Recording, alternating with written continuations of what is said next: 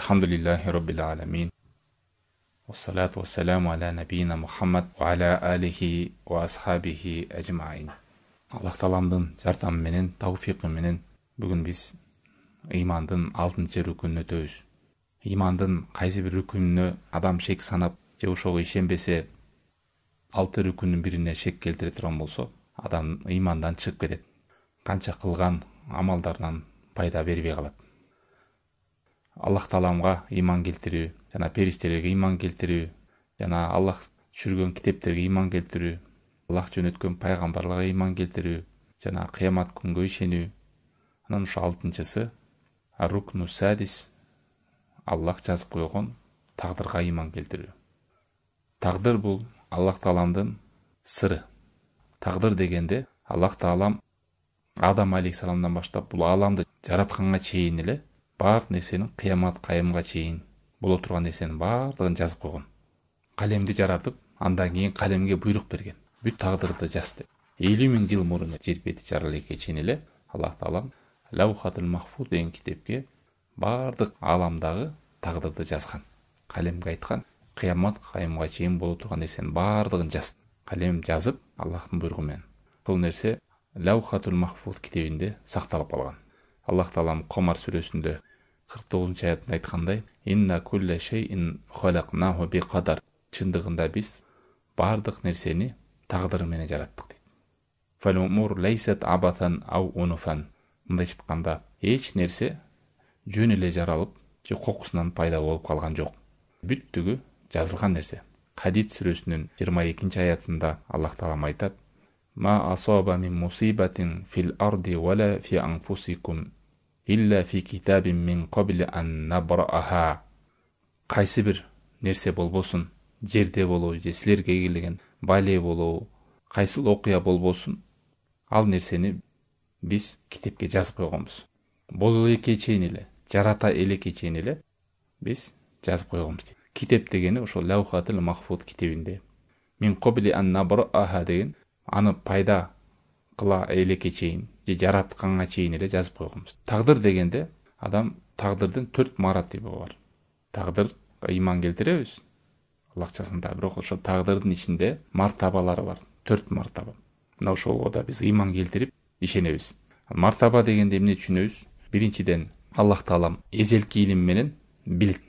Аллах Тааламдын илимине иман келтиребиз.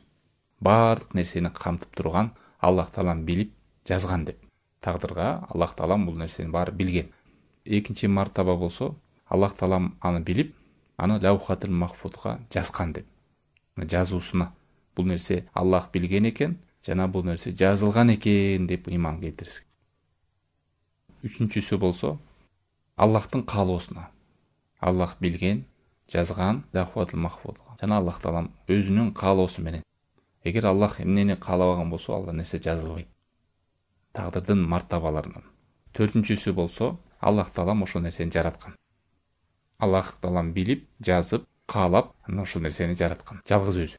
Эч ким шериги жок. Зумар сүрөсү 62-аятында Аллах Таалам айтат: "Аллаху халиқу кулли шей." Аллах Таалам баардык нерсени жаратуучу. "Ва хуа ала кулли шейин вакил." Ал баардык нерсеге өзү өкүл.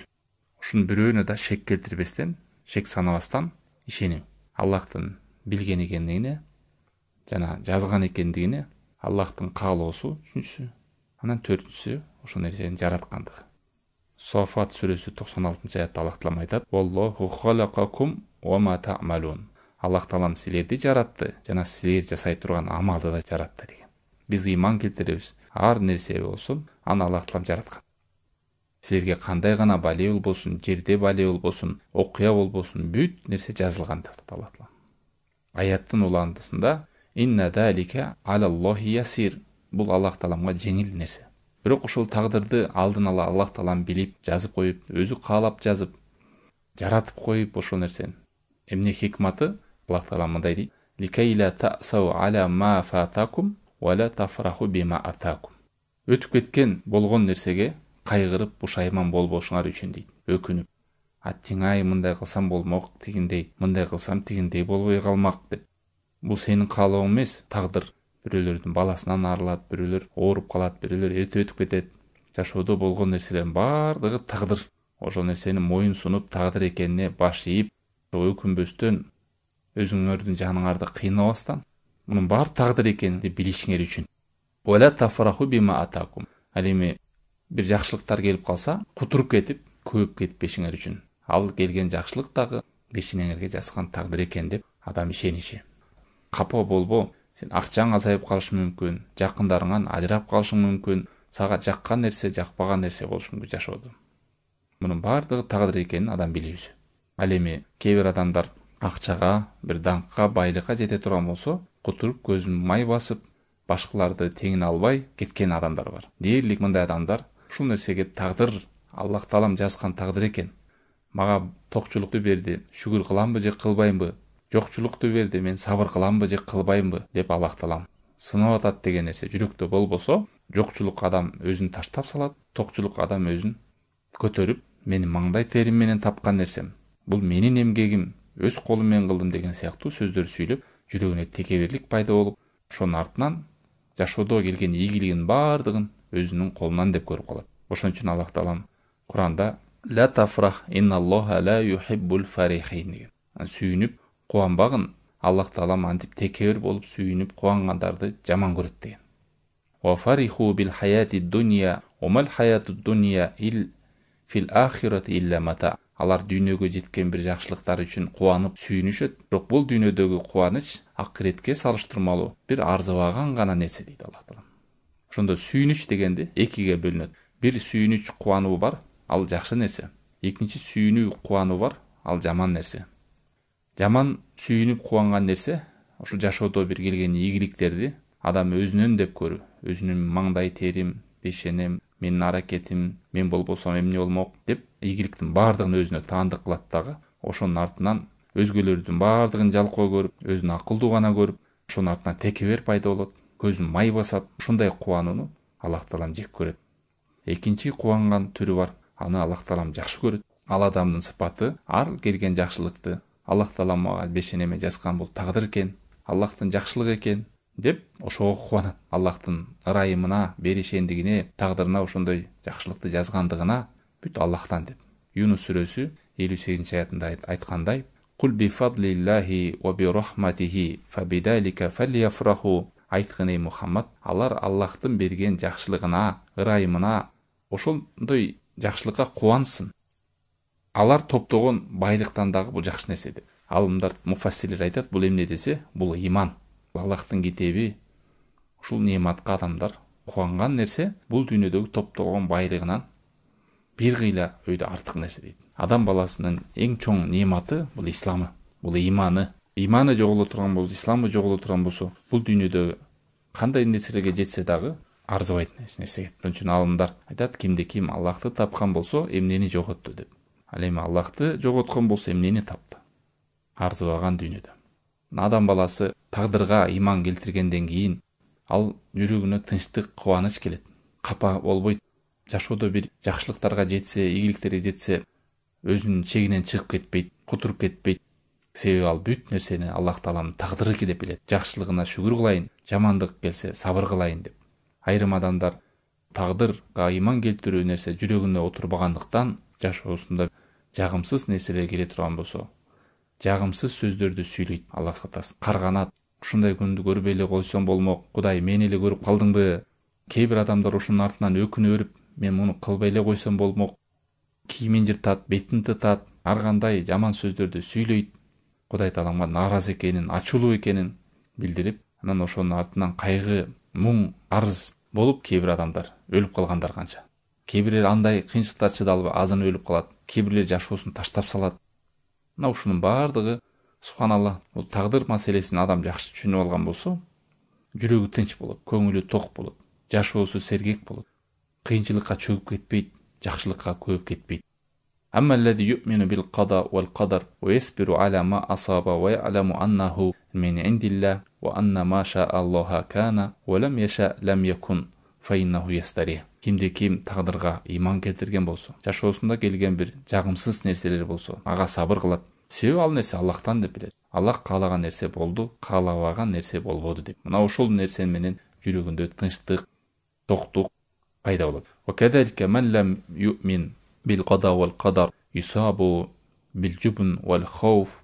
Тагдырга иман келтирбеген адамдардын жашоосунда кээ бир нерселер коркуктукка алып келет. Адам коркок болот, аракетчил болбойт, көп жашоосундагы ийгиликтерден тосот. Себеби адам коркот. Себеби ал тагдырга иман келтирген жок. Пайгамбар саллаллаху алейхи вассаламдын доорунда кээ бир мунафыктар бул нерсе иман келтирбегенден коркушкан. Биз жихадка барсак өлүп калабыз, жашообуз кыска болуп калат деп. Кээ бир адамдар илим талап кыла албайт. Эмнеге? Мен бар илим талап кылып кетсем 2-3 жыл мен досторум бул жакта калып базарга иштеп мен келгенче байып кетет. Мен илимге убактымды коротуп алсам, мен булардан кедей болуп калам го деп. Мына ошондой жашоодо көп тоскоолдуктар болот. Жашоосун билген жок, түшүнгөн жок. Бүт нерсе бул Аллахтын колунда экени. Бул мурун эле лавхатул махфузда жазылып калгандыгы.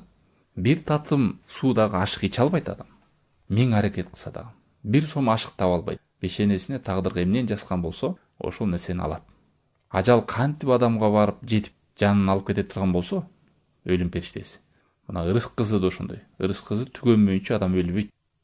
Бирок ошол учурда тагдырга иман келтирген адам себептерин аткарыш керек. Термизиде келген хадисте пайгамбар саллаллаху алейхи вассалам Ибн Аббаска айткан. Жаш бала кезинде: эгер сурасаң Аллахтан сурагын, жардам сурасаң Аллахтан жардам сурагын. Билгин, бул үммөттүн бардыгы биригип пайда берем десе, пайда бере албайт. Эгер ошол нерсени Аллах таалам сага жазбаган болсо.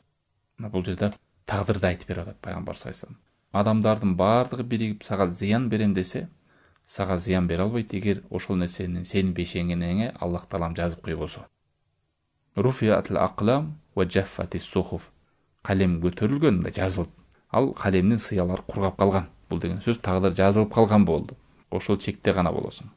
Тагдырга иман келтирүүнүн мөмөлөрүнөн адам тагдырга иман келтиргенден чечкүндүү болот, иманы күчтүү болот, Аллах тааламга бекем таянат, тобокели.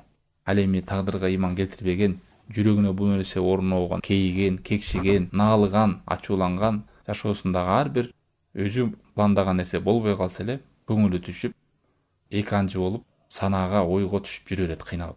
Кээ бирлер мунун артынан васвас болот.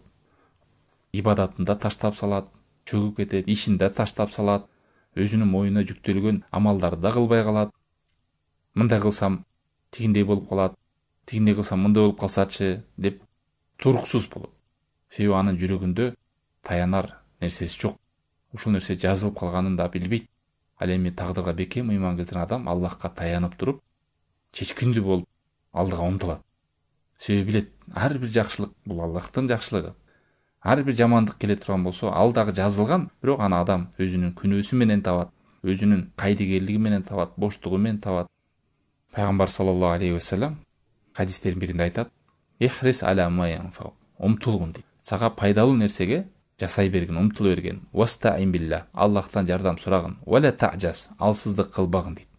Алсыздык кылбагын. "Ва ин асабака шейун фала тaqul", эгер сага бир жагымсыз нерсе боло турган болсо, мындай деп айтпагын дейт. "Лау анни фаалту лакана када ва када", эгерде мындай кылганда тигиндей болбойт эле, тигиндей кылганда мындай болбойт эле деп. Болду, андай сөз бул шайтандын эшигин ачат деп келет башка бир хадистерде. Андан көрөк эмне деп айткын дейт? "Валакин кул кадаруллахи ва ма шаа фаал". Бул Аллахтын тагдыры, Аллах эмнени кааласа ошол болду деп. Аллах жазып койгон тагдыр, ал эмне кааласа ошол болот. Эгерде сен бүт себептерди жасап, аракет кылып, бирок ошол нерсе ишке ашпай калса, билгин Аллах таалам ал нерсени каалаган жок. Себеби сен билбейсиң, ошол нерсе ишке ашканда жакшылыкпы же ал ишке ашпай калганда жакшылыкпы. Аллах таалам даанышман, билүүчү. Бирок сен Аллахтын жазып койгон тагдырына баш ийесиң, иман келтиресиң, ошол нерсеге сабыр кыласың, ыраазы болосуң. Мына ошонун артынан жакшылык. Канча деген адамдар болгон. Ушундай бир оюндагы нерсе ишке ашпай калат, Аллахка моюн сунуп берет, бул тагдыр деп. Кийин караса ошол нерсе ишке ашпай калганы жакшылык экенин билет. Ана ар бириңиздер жашооңуздарда эле болуп жүргөн нерселер болот. Кээде бир нерсеге умтуласың, аябай. Кийин ишке ашпай калып, анча-мынча жүргөндө ой келип, кайра тоо кылып, анан кийин караса, ошол нерсенин болбой калганы жакшы экенин билет. Ошон үчүн мурунку калымдардын сөздөрү бар. Мен каалап ошол нерсе болбой кала турган болсо, мен болгондон дагы көбүрөөк кубанам деп. Эмнеге дегенде, бул Аллах тааламдын тагдыры деп. Аллах тандаган нерсе мен үчүн жакшы деген. Ошондой эле тагдырга иман келтирип, Ушундай абалда жүргөн адам жашоодо келген ийгиликтерге кутуруп кетпейт, неаматтарга көөп кетпейт. Адам бирдей жүрөт. Жокчулукта кандай жүргөн болсо, токчулукта да бирдей жүрөт. Себеби мунун баардыгы Аллах Тааланын жазып койгон тагдыры деп билет. Канча деген адамдар жашоосунда келген кээ бир ийгиликтер менен жакшылыктардын артынан капыр болуп кеткен. Элестетиңиздер, келген жакшылыктын артынан акча көп, урсак ток, кутуруп бүт жаман нерселерге өтүп кетип, ыйман, намаз бүт таштап салган. Канча деген адамдар болгон жокчулуктун артынан эртең буттан туруп алайын, анам манам деп умтулбай, сабыр кылбай, алдагы ыймандан ажырап кеткендер болгон. Мына ушул жерде тагдырга ыйман келтирсе адам өзүн кармап калат. Токчулукта да кандай алып жүрүш керек, жокчулукта да өзүн кандай алып жүрүш керек. Адам умтулуш керек, аракет кылыш керек, тагдыр деп жатып албаш керек. Эмне болсо ошол болот деп. Себептерди жасайт. Себептерди таштап салбаш керек. Жана бизде кээ бир адашкандар бар, якынчы, инкарчы дегендер. Аллахтан гана болот деп себептерди аткарбайт. А бирок ахли сунна вал жамаа тагдырга ишенип, себептерди жасап, Аллахка моюн сунуп, жүрөгүн менен Аллахка таянып, бирок амалдарды да кылат. Момундун сыпаты ушундай. Дагы бир нерсе тагдырда. Тагдырга ыйман келтиргенден кийин адамдын кылып аткан нерселерин баардыгы өзүнүн ыктыяры менен кылып атат деп билебиз биз. Аябай белгилүү нукта туугандар, ошого көңүл буруш керек. Башында айтпадык, ыймандын мартабалары дегенде Аллахтын илими, каалоосу, жазып койгондугу, ошону жараткандыгы деп. Анда менде эч кандай ыктыяр жок турбайбы? Бир жаман иш кылса деле, бул Аллахтын ыктыяры да, Аллах жазып койду да. Тагдыр деп. Аракты ичип кеткен, бузулуп кеткен, мен бузулуп кет дептир, а мен бузулуп кеттим. Кудай Таала мага ушул хидаятты жазбаптыр көкүрөгүмө. Ошон үчүн мен намаз окубай жүрөм деп. Бул туурабы? Тагдырга шылтап койгон. Аллах Таалам жазган, тагдырды жазган, бирок ыктыярды берген адамга. Ошол эмне кыла турганын билет Алла Таала. Мажбурлаган жок адам баласын. Сен капыр болосуң деп туруп, сен момун болосуң деп. Аллах Таалам адамдардын баардыгына ыктыяр берген. Эч ким эле жаман тагдыр жазган эмес Алла Таала. Жаман тагдырды адам өзү тандайт. Кааласа момун болот, кааласа капыр болот. Кааласа намаз окуйт, кааласа окубайт. Кааласа орозо тутат, кааласа оозун ачып салат. Кааласа жакшылык ишти жасайт, кааласа жамандык иш жасайт. Аны ар кимдер мына эртең менен эле бамдап турганда уйкуңуз келип жалкоолонгон адам уктай берет. Ниет кылып кой мен турам деген адам турат. Бизге Аллах Таалам ыктыяр берген. Тагдыр үчүн Аллахтан бизди жазалабайт, бирок биздин амалыбыз үчүн жазалайт Алла Таала.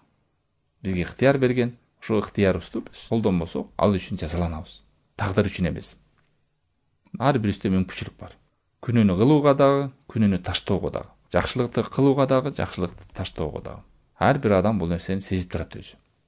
Ошон үчүн жанагы күнөө жазылгандагы бир бөлүктөрдү байкасаңыздар, кээ бир учурда күнөө жазылбайт адамга. Мына ошонун бири мажбурланган учурда. Адамдын башын кесем, өлтүрөм, сен ушу сөздү айт, капырчылык сөздү айт, же сен азыр намаз окубайсың деп турса, ошол учурда күнөө жазылбайт. Эмнеге? Себеби бул адамды мажбурланып турган кези. Ыктыяры жок өзүнүн. Ошондой эле жинди адам, акыл эси ордунда эмес, жинди адамга дагы күнөө жазылбайт. Балагатка жете элек жаш балдар, алар түшүнө элек жакшылык менен жаманатты айырмалы элек. Мунун баары эмнеге далаат кылып турат? Адамда ыктыяр бар, тандоо мүмкүнчүлүгү бар, тандай алат жамандык менен жакшылыкты айырмалап. Аллах Таала мажбурлап койгон жок ал нерсени. Ошон үчүн мажбурланган нерсеге күнөө жазылбайт, жиндиге күнөө жазылбайт, жаш балага күнөө жазылбайт. Мүмкүнчүлүгү жок алар. Аллах Таалам адам үчүн жаман нерсени жазбайт. Биз бул нерсеге ыйман келтиребиз. Болгондо адамдардын өздөрүнүн амалдарынан каалоосу бар. Бирөө жакшылыкты тандайт, бирөө жамандыкты тандайт. Ким жамандык тандаса, Аллах Таалам ошол жамандыгын жазат. Ким жакшылыкты тандаса, Аллах Таалам ошол жакшылыкты жазат. Кээ бир секталар бар. Мисалы, жабриялар, муътазилалар, кадариялар деп. Мисалы, жабриялар айтат, Аллах Таалам бизди мажбурлап жазып салган дейт. Мен азыр мен сүйлөгөн сөзүм эмне кылсам, бүт ушул кылып аткан нерсебиздин баардыгын мажбурий кылып атабыз биз деп айтышат. Муътазилалар, кадариттер бар, алар Аллах Таалам бизге эркикти берип койду, билбейт дейт. Азыр эмне сүйлөрүңдү, эмне кыларыңды Аллах Таалам билбейт. Качан биз кылабыз, ошондон кийин Аллах Таалам билет дейт. Амалды, тагдырды биз өзүбүз жаратабыз деп айтат. Адашкан тайпалар ушундай абалда болгон. Ахли сунна вал жамаа тагдырга ыйман келтирет. Аллах Тааламдын билгендигин, жазып койгондугун, аны каалагандыгын, жараткандыгын, бирок адам баласында ыктыяр бар деп жазган бүтүнөр. Бирок адамда ыктыяр бар. Ошол ыктыярыңыз өзү жазылган. Билет Алла Таалам сиз эмнени тандаарыңыз, эмнени кыларыңыз. Ал-Лейл сүрөсүндө 4-аяттан 10-аятка чейин Аллах Таала мындай дейт: "Инна сa'yakum la shatta." Силердин аракетиңер ар кандай дейт. Фаамма ман а'та ваттаqa, ким тақуа болып ұмтылған болса дейді. Васаддаqa бил хусна, иманға, Аллах Тағаладан келген иманға ишеніп, иман келтірсе, ишенсе, фасануяссируху лил юсра. Ал адамға біз жеңілдетіп қоямыз. Иман келтіріп атады, анан ұмтылып атады. А'та ваттаqa, ұмтылып атады, харакет қылып атады. Иман менен харакет көрсөп, және сөз емес, харакет. Ошондой адамдарға біз шул имандын жолын жеңілдетебиз дейді. Алеми, ва амман бахила вастагна, ким сараңдык кылып, текеберлик кылып, умтулбаса, ва кадзаба бил хусна, иманды жалган деп ишенбей турган болсо, фасану яссирху лил усра. Аны биз оор күнөө иштерге, жаман иштерге жеңилдетип коебуз дейт. Адам умтулуш керек, жакшылык иштерди жасоого. Адам тозокко бараткан менен бейишке бараткан сыпаттары бир белгилери бар. Эгерде бейиш амалдарын сиз жеңил кылып аткан болсоңуз, иншалла сиз бейиштин жолунда бараткан адамсыз. Эгерде тозок амалдарын жеңил эле кылып аткан болсоңуз, анда адам коркуш керек. Себеби айрым адамдар келип сураган да пайгамбар саллаллаху алейхи вассаламдан. О Аллахтын элчиси, эгер тагдыр жазылып калган болсо, анда амалдын эмне кереги бар?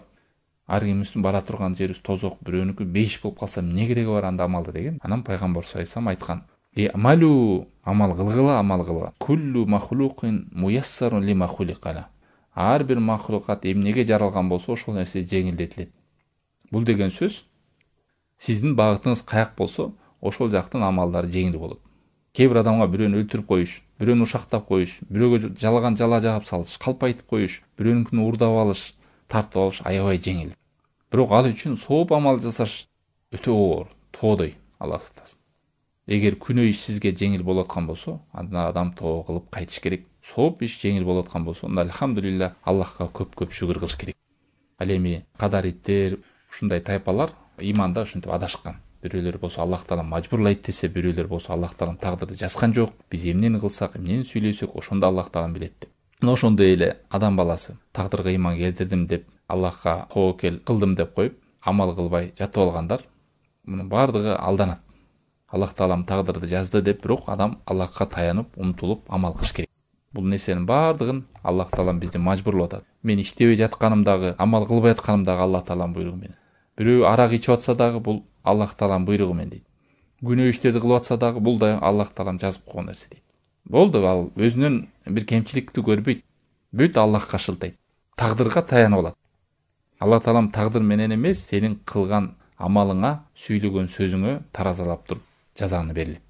Адам шылтоо кыла албайт. О Аллахым, мени ушундай жазган экенсиң, мен ушундай кылдым деп айта албайт. Адам баласына Аллах Таалам ыктыяр берген. Мына ар кимиңиз азыр көрүңүз. Ыктыяр бар. Бир эле айлык жумуш дейли.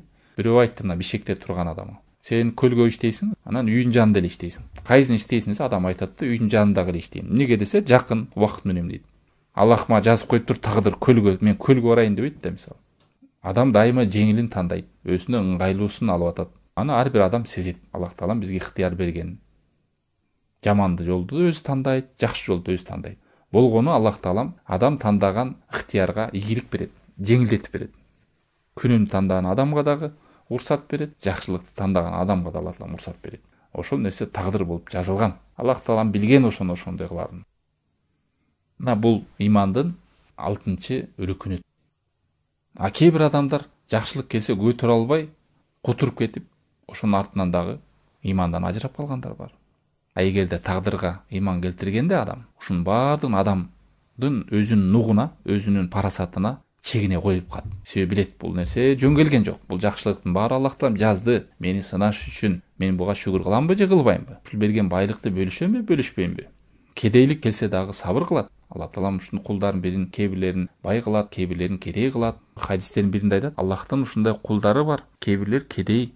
Эгер аны Аллахтан бай кыла турган болсо, алардын байлыгы ал адамдарды капырлыкка түртөт деген. Кээ бир бай адамдар бар, аны Аллах Таалам кедей кылып сала турган болсо, кедейлик аларды капырлыкка түртөт деген. Ошон үчүн биз билбейбиз кайсы нерсе жакшылык.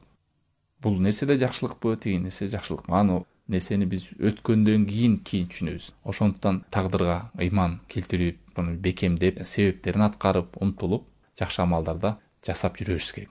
Чөкпөш керек. Жогоруда айткандай, кээ бир ийгиликтер келсе, кутуруп кетпеш керек. Мунун баардыгы Аллах Тааламдан деп билиш керек.